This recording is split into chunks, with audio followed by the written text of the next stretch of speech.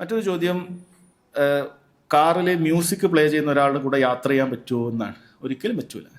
അങ്ങനെയുള്ള ആളുകളുടെ കൂടെ നമ്മൾ യാത്ര ചെയ്യരുത്. എന്തിനാണ് നമ്മളിങ്ങനെ യാത്ര ചെയ്യുന്നത്? നമ്മൾ ഈ അടുത്ത് തന്നെ എത്ര അപകടങ്ങളും മറ്റുമൊക്കെ കണ്ടുകൊണ്ടിരിക്കുകയാണ്. ചിന്തിച്ച് നോക്കിയായിട്ട് നമ്മൾ അവസാനം, നമുക്കറിയില്ല അത് അപകടം സംഭവിക്കോ ഇല്ല, ആർക്കും സംഭവിക്കാതിരിക്കട്ടെ, പക്ഷേ ആ അവസാനം നമ്മൾ കേൾക്കുന്നത് ഈ പറയുന്ന ഈ പൈശാചിക സംഗീതങ്ങളാണെങ്കിൽ എത്ര വലിയ ഖേദകരമായ അവസ്ഥയാണ്.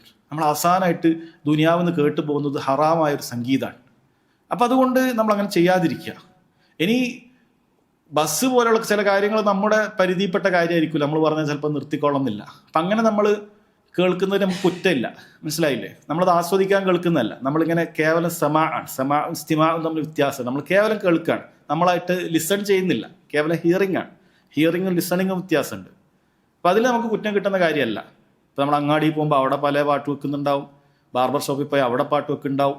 അപ്പോൾ നമ്മൾ ഉദ്ദേശിച്ചിട്ട് നമ്മൾ പാട്ട് കേൾക്കാനല്ല അവിടെ പോകുന്നത്, നമ്മളെ പല ആവശ്യത്തിന് പോകുന്നതായിരിക്കും. നമ്മൾ ചിലപ്പോൾ ഭക്ഷണം കഴിക്കാൻ പോകുന്നതായിരിക്കും, ചിലപ്പോൾ നമ്മൾ സാധനം മേടിക്കാൻ പോകുന്നതായിരിക്കും സൂപ്പർ മാർക്കറ്റിൽ. അപ്പോൾ നമ്മൾ അതിനല്ല പോകുന്നത്. അപ്പോൾ അതിന് നമ്മൾ കുറ്റക്കാരനല്ല. നമ്മളിന്ന് നമ്മളെ കൊണ്ട് സാധിക്കുന്ന നിലക്ക് അത് ഒഴിവാക്കാൻ നോക്കുക, അതില്ലാത്തടത്ത് പോകാൻ നോക്കുക, ഇതൊക്കെ നമ്മൾ ശ്രദ്ധിക്കാം.